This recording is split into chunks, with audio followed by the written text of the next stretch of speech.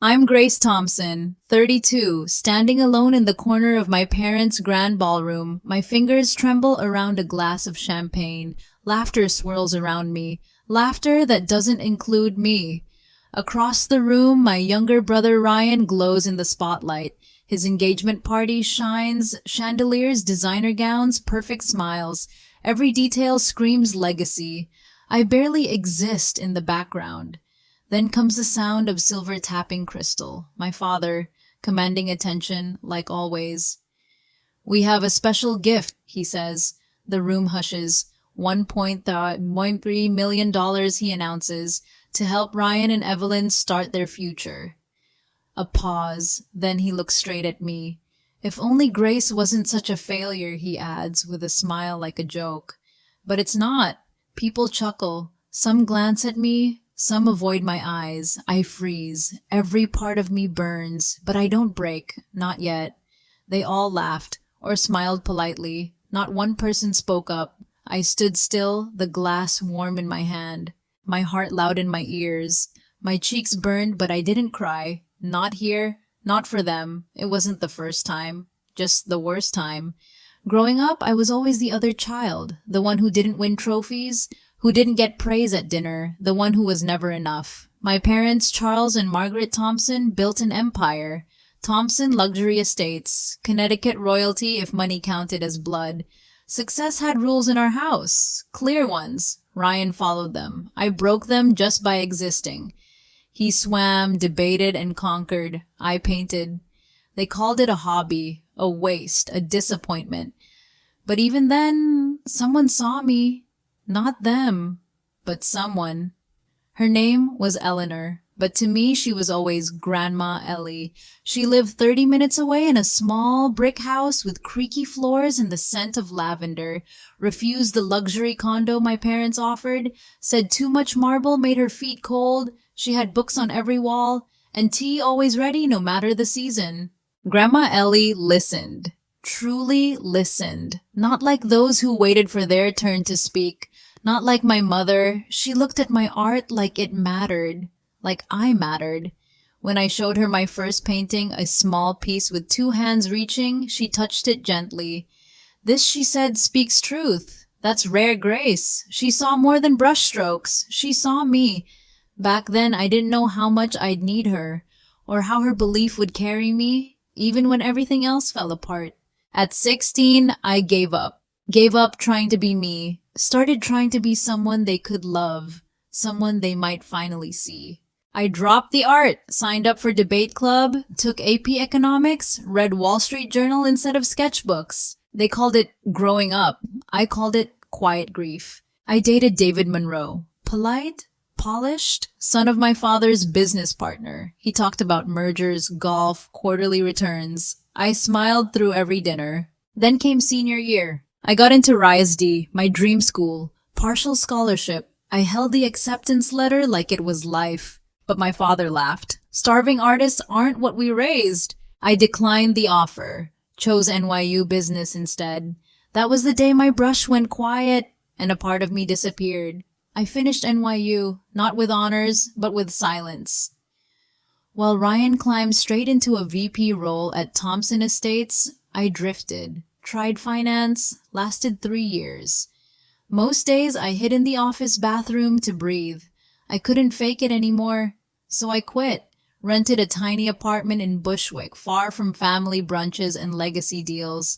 Took art classes again. Started painting late at night. Canvas, hands, light. It wasn't glamorous, it wasn't stable, but it was mine. I sold a few pieces, taught art to kids in my building. The program was small, 2 folding tables, 20 crayons, and a lot of joy. When I told my father, he said, "You can't save the world with finger paints." I smiled anyway, because that was the first time in years I didn't feel like I was failing. Then one morning it came, heavy envelope, gold trim, Thompson family crest. An invitation, Ryan and Evelyn's engagement party. At the estate, black tie, formal. I held it in my hands for a long time, thought about tossing it. David, the man I'd been seeing, said, "I should go. They're your family." He shrugged. Easy for him to say, his mom still mailed him cookies. I wasn't sure why I RSVP'd yes. Maybe it was habit, maybe self-sabotage, maybe hope. Some small foolish part of me wanted to be seen, to prove I was still part of something, even if it hurt. Especially if it hurt. I stared at that invitation for 3 days, then I texted, "I'll be there," and immediately regretted it. Finding something to wear became its own quiet war. My closet held paint-stained jeans, soft cardigans, old boots, nothing black tie, nothing worthy of chandeliers and heirloom diamonds. I spent a day drifting through thrift stores, tried on dresses under flickering lights, finally found one simple black clean lines. It fit like acceptance, barely. David said I looked beautiful, but I didn't feel it. The night before the party, I couldn't sleep. My stomach twisted with memories, not of joy, but judgment. I opened an old box under my bed. Inside were letters, dozens, all from Grandma Ellie, her handwriting steady, elegant kind. "Grace, your path is yours." That's the brave part. I read her words like prayers, because deep down I knew tomorrow wasn't just a party.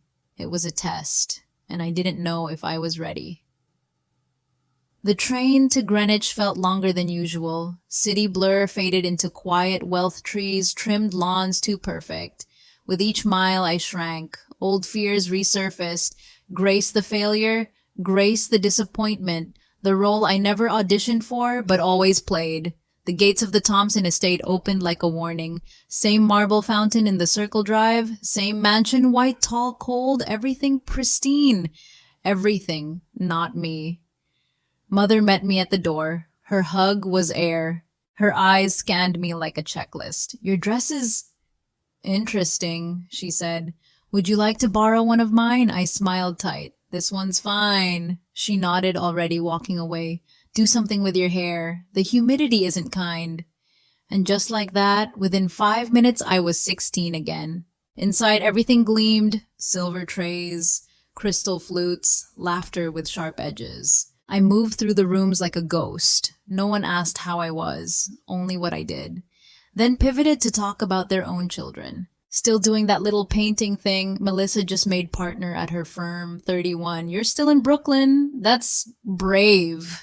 Each comment left a mark, soft in tone, cruel in meaning. They didn't ask about my students, about the gallery rejections I kept fighting through, about the kids who lit up when they painted a sky that looked like their dreams. They didn't want to know. They wanted a story they could control. By the time I slipped upstairs, I wasn't sad. I was numb. And deep down, I wasn't surprised. My old room wasn't mine anymore. They'd turned it into a guest suite, neutral, spotless, soulless. No postcards, no sketches, no sign I'd ever lived here. Still, I opened the closet, maybe out of habit, maybe to feel something. Behind crisp linens and spare pillows, I found it. A forgotten portfolio tucked deep behind the shelves. I pulled it out slowly. Inside, charcoal drawings, old watercolors, a self-portrait I'd done at 17. The eyes stared back, unsure but alive, searching, still full of hope. I traced the edge of the paper. A quiet ache rose in my chest. I had loved that version of me. She had wanted so much, felt so much. I didn't hear her enter. But suddenly there she was. Grandma Ellie, smiling soft, steady. She wore navy. Simple, elegant, silver hair, pinned gently, eyes as sharp as ever. I stood up too fast, almost spilled the portfolio. She touched my cheek, her hands cool and familiar. "There you are," she whispered, "still in there, just a little buried." We sat together on the edge of the bed. She looked through the drawings slowly. "No judgment, no rush. You always saw things clearly, Grace, even when others didn't." I swallowed hard. Her presence calmed something in me, but something in her felt different, softer, heavier. Before I could ask more, we heard the sound, a soft chime. Then my father's voice through the intercom. "All guests, please join us in the ballroom for a special announcement." Grandma Ellie stood, offered me her hand. "Shall we face the lions together?" We walked slowly, her hand warm in mine. The hallway smelled like lemon polish and old money. The ballroom pulsed with sound, clinking glasses, soft jazz, polite bragging. Jason and Evelyn stood at the center, perfectly matched, perfectly praised. He held her waist like a victory. My parents floated through the crowd, smiling, greeting, performing. I stayed near a potted palm, half hidden, half hoping I could disappear. Then the tapping began. Silver spoon, crystal glass, my father's signal. The music stopped. All eyes turned to the small stage. He stood tall, voice smooth as ever. "Tonight we celebrate more than an engagement," he said.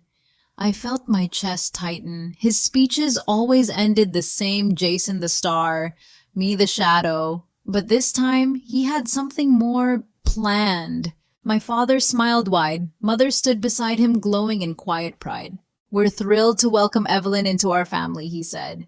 "But tonight, Victoria and I also have a gift." He looked at Jason, then out to the room. $1.3 million to help them begin their new life together. Applause, laughter, champagne glasses raised in admiration. I stood frozen, a sharp ringing in my ears. Then his voice, again calm, casual, cruel. "Of course, we wish we could do the same for all our children." He turned toward me. "But Grace hasn't exactly given us much reason to celebrate." Soft chuckles, a few awkward smiles. Someone whispered, "Is she the artist one?" The floor felt unsteady. The champagne in my hand trembled. "Failure," said out loud to everyone. And no one said a word to stop it. The word echoed. Failure. It clung to the walls, hung in the air like cheap perfume. My father smiled like it was a joke, but no one laughed now. They just stared or looked away. My throat tightened, eyes burned, but I would not cry, not here. I placed the champagne on a side table, straightened my spine, and walked, not rushed, not shaken. Just one step, then another. Out of the ballroom, down the hall, into the guest bathroom. The door clicked shut behind me, and the tears came fast. I gripped the marble sink. Silent sobs, shoulders trembling. Failure, like a verdict I'd never escaped. Only now it was public and final. A soft knock. "Grace, it's Grandma Ellie. May I come in?" I wiped my face, tried to breathe, then unlocked the door. She stepped inside, closed it gently, and turned the lock again. Her eyes scanned my face. No pity, just knowing. "Your father," she sighed. "He's always been skilled at cruelty disguised as honesty." Fresh tears came. "I don't blame him," I whispered. "He's not wrong. I am a failure. To them." Her hand found mine. Thin skin, steady grip, no darling. Their definition of success has always been broken. She led me to the bench by the vanity, sat beside me with effort. There was something fragile in her breath. "I hadn't noticed it before. I've never told you much about how I joined this family," she said softly. "But I think it's time." "I wasn't what they wanted," she began. "Your grandfather's parents thought I was beneath them, just a school teacher with no pedigree." Her voice was calm, but there was weight in every word. "They fought our marriage, tried to push me out quietly. For years I lived with their cold stares and colder words." She looked at me, eyes sharp again. "Sound familiar?" I nodded, the ache in my chest deepening. "When your father was born, I swore I'd raise him differently. And for a while, I did." She paused, took a slow breath. "But when your grandfather died and Charles inherited everything at 28, something shifted. Success consumed him," she said. "He buried his softness, his art, his empathy, just to prove he belonged in their world." She touched my cheek again. "I've watched him do to you what they once did to me." I stared at her. This woman, my compass looked smaller now. Still strong, but tired beneath the surface. "Are you feeling okay?" I asked. She smiled, but it didn't reach her eyes. "I've been meaning to tell you."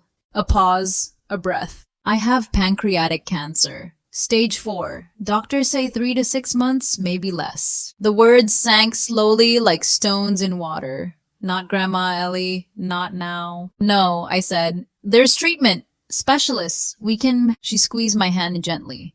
"I've made peace, Grace, but I need you to hear something else." She reached into her small clutch, pulled out a folded envelope. 3 weeks ago, I met with my lawyer." Her voice lowered. "I changed everything. Because this time, I'm not staying silent. For years, she said everyone assumed I lived simply by choice, that I gave everything to your father. She looked at me with his steady eyes. They were wrong. Your grandfather left the house and business to Charles, but the investments, the real assets, he left them to me. I blinked. I'd always thought she lived on a modest pension. She smiled faintly.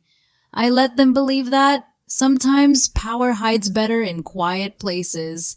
She handed me the envelope. My estate is much larger than your parents realize. I opened it slowly. Legal documents, foundation papers, my name on the top line.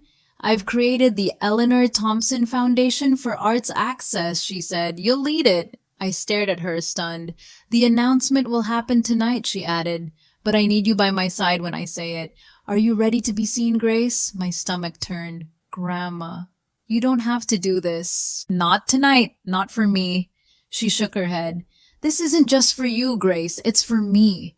For all the times I stayed quiet when I should have spoken. Her voice grew firmer.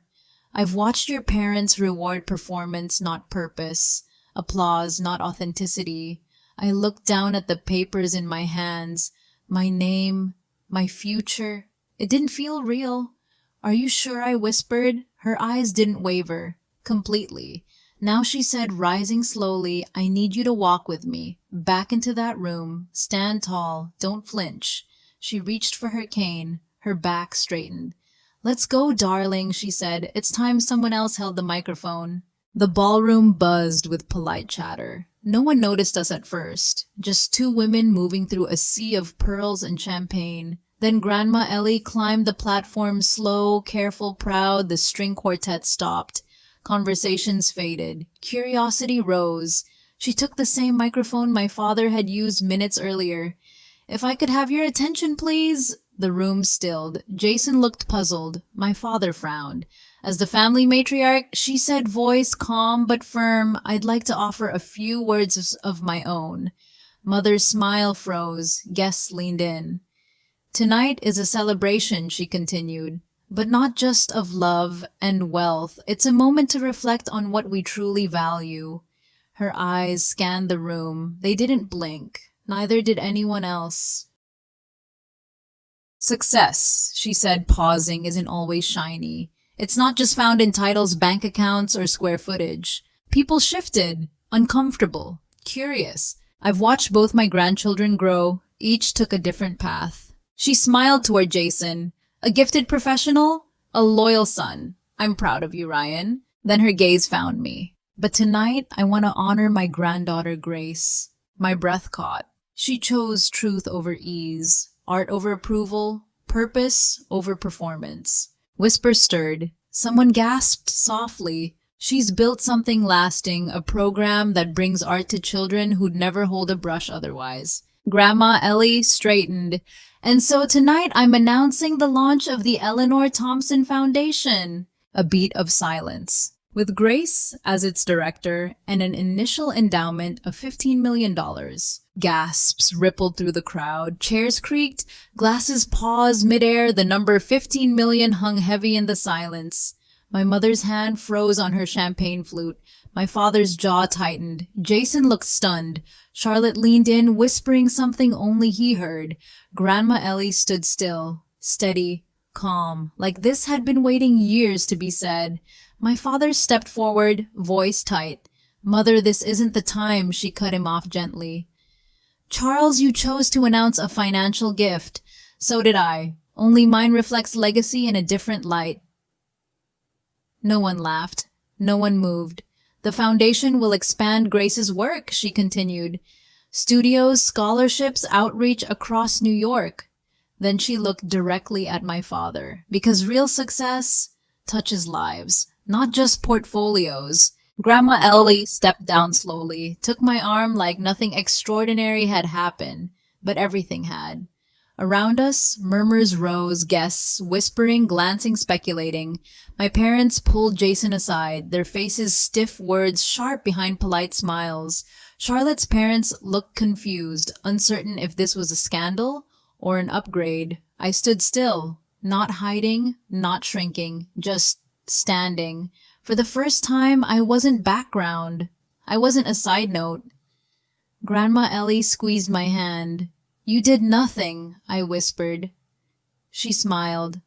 I did what should have been done a long time ago. We turned to leave the crowd behind, but someone moved through the sea of faces. Graceful, calm, kind. It was Charlotte, and she was walking toward me. Charlotte reached us, her heels silent on the marble, her expression steady, sincere. Miss Thompson, she said to Grandma Ellie, that was remarkable. Then she turned to me. Grace, I had no idea about your art program. It sounds incredible. I opened my mouth, but nothing came out. I wasn't used to this. Genuine interest. She smiled, soft and unforced. My thesis at Vassar was on art education as social change. I'd love to learn more, maybe even visit sometime. I nodded slowly. Of course. I'd love that. Before I could say more, my mother appeared like a shadow behind light. Her hand landed lightly on Charlotte's arm. Darling, your parents are looking for you. Something about dinner seating. Charlotte hesitated, then offered me one last smile. We'll talk soon, Grace. And just like that, she vanished into the noise. The moment Charlotte disappeared, my mother's eyes locked on me. Cold, controlled. Grace, she said, voice like polished glass. Your father would like a word in his study. Now. The air shifted. Old habits stirred obedience, apology, retreat. But Grandma Ellie didn't flinch. Actually, Victoria, she said smoothly, Grace will be accompanying me for some air. Charles's concerns can wait. My mother's brow lifted barely. For her, that was shouting. I insist, she said lower now. So do I, Grandma Ellie replied. Still smiling, still steel. The room paused. No one challenged my mother. Ever. But here she was outmaneuvered by the woman she'd never quite understand. We turned again, heading for the terrace doors, and that's when Jason appeared, blocking our path, eyes focused, voice low. Grandma, can I talk to Grace alone? Just for a moment. Grandma Ellie studied him carefully, then nodded. I'll wait outside. Jason and I stood in the hallway just out of reach from the ballroom noise. He looked different. Less polished, more real. I didn't know what Dad planned to say he started, and I had nothing to do with it. I stayed quiet. He crossed a line, Jason said. And I'm sorry. Truly, I searched his face for sarcasm. There was none. Thank you, I said quietly, but it's not your job to fix him. He ran a hand through his perfect hair, a nervous habit I hadn't seen since we were kids. What Grandma said about legacy and choosing your own path, it hit me. Then he paused. I don't think I can do this much longer. I blinked. What do you mean? He looked down the hall, then back at me, not as the golden son, but as a brother. This life, the business, the role I've been playing since I was 14. He sighed. I'm exhausted, Grace. I always have been. You're brilliant at it, I said. Dad's golden child, the heir. He gave a bitter smile. I wanted to study environmental science, remember tide pools, marine biology? That was the real dream. I did remember barely, a short-lived phase our parents dismissed. Dad said it was a waste, said Thompsons don't play with fish. He looked at me, eyes heavy. So I did what was expected. But seeing you tonight, it reminded me what it feels like to want something real. Before I could answer, we heard our father's voice, sharp, commanding. Jason, the Westfields are asking about Harbor Point now. Jason straightened on instinct. That trained reflex smile nod perform. He glanced back at me, eyes softer than I'd seen in years. We'll talk more later, he said. Don't disappear again, okay? Then he turned, slipped back into the role. The polished son, the future of Thompson Estates. I watched him vanish into the crowd, not with envy, not with pity, with understanding. He wasn't as free as I thought. And maybe, just maybe, he didn't want the crown after all. Outside, the terrace doors were open. Cool air drifted in. Grandma Ellie sat waiting on a wrought iron bench, looking up at the stars, like she already knew. I walked toward her slowly, shoes clicking against stone, heart still heavy but quieter now. She didn't look at me right away, just kept gazing at the garden, the one she once planted herself before the landscapers took over. "Everything all right with Jason?" she asked softly. "I'm not sure I said. He said some surprising things." She nodded once. "Good. Maybe there's hope for him yet." A breeze lifted her hair gently. She patted the seat beside her. We sat in silence for a moment. Not awkward, not forced, just still. Then she spoke. Ready to face them, I swallowed. Nodded once, she stood with effort, straightened in her shoulders. "Let's show them what legacy really looks like." The study door was already open. They were waiting. My father behind his massive desk, hands clasped, face unreadable. My mother on the settee, ankles crossed, posture perfect. They didn't rise, didn't smile. "What you did tonight," my father began, "was completely inappropriate, undermining, public." Grandma Ellie walked in, slowly, graceful as ever. "Was it?" she asked, calm. "Because I have found it quite fitting given your own announcement. This isn't about Grace's feelings," he snapped. "This is about discretion. Family business." "Interesting," she said, coming from a man who publicly called his daughter a failure. He flinched, just barely. But I saw it.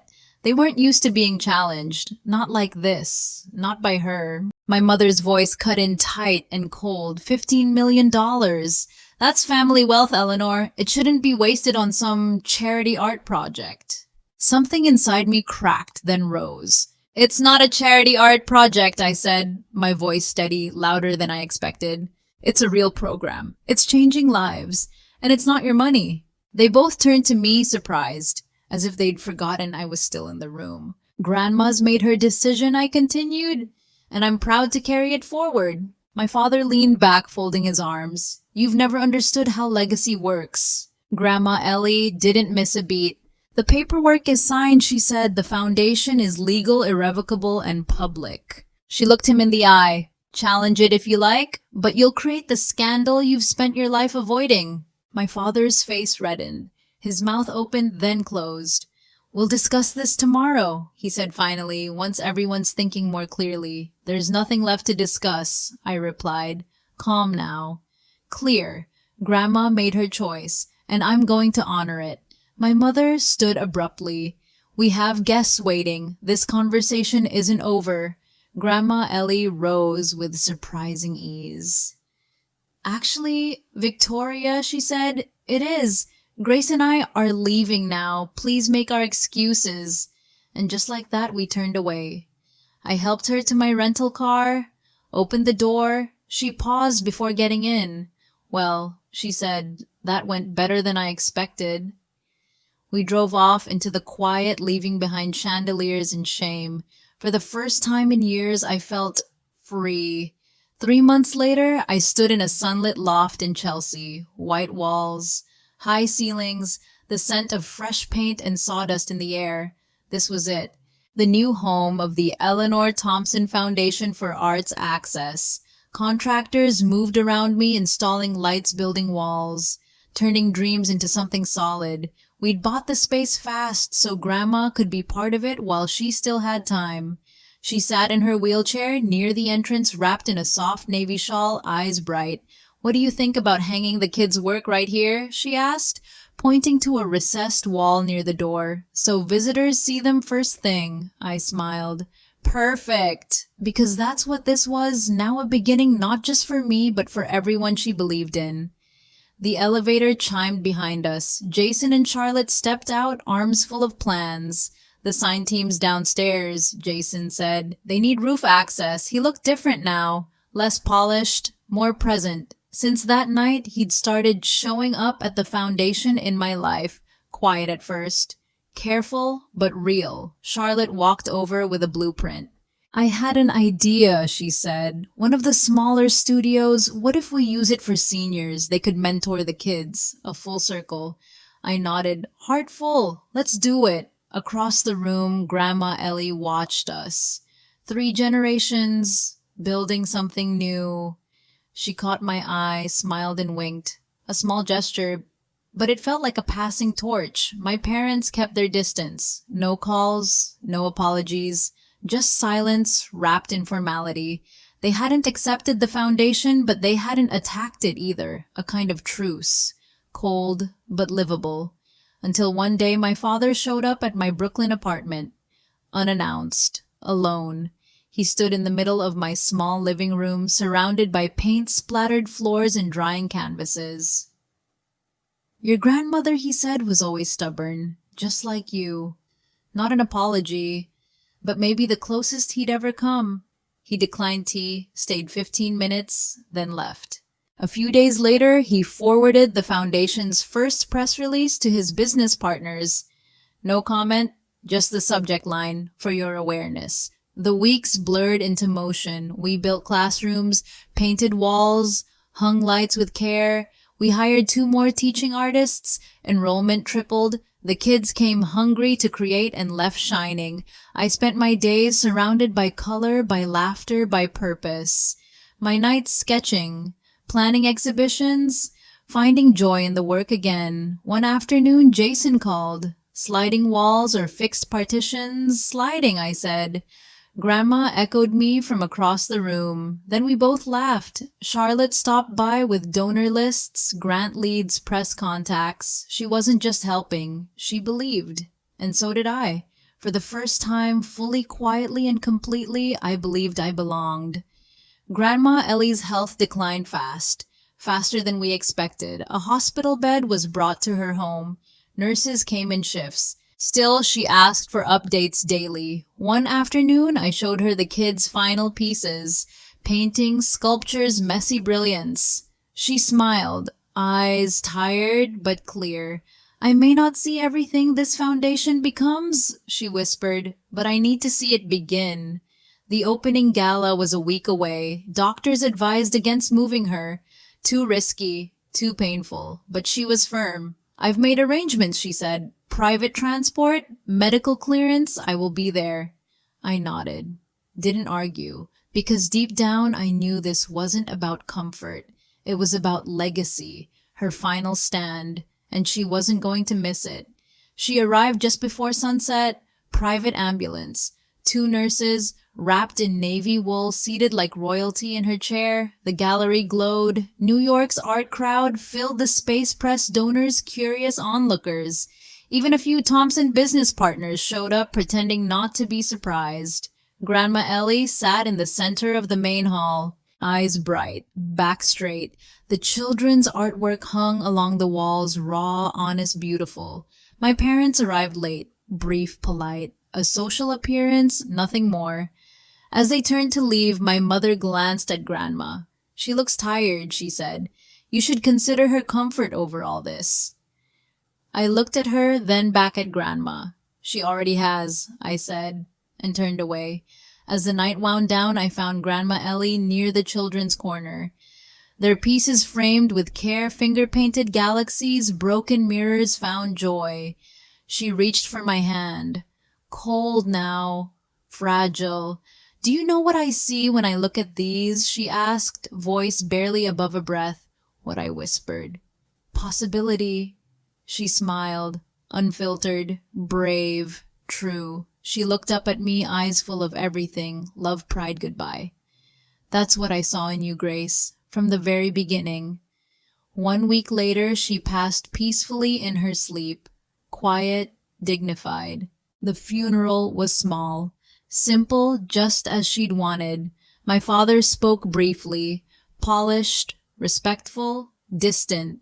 Then Jason stood, voice trembling. She saw us. Not who we were told to be, but who we truly were. Time moved forward. Not fast, but with purpose. The foundation grew. Scholarships awarded, partnerships formed, 4 exhibitions in our first year. We found artists in places no one had looked, and gave them space to be seen.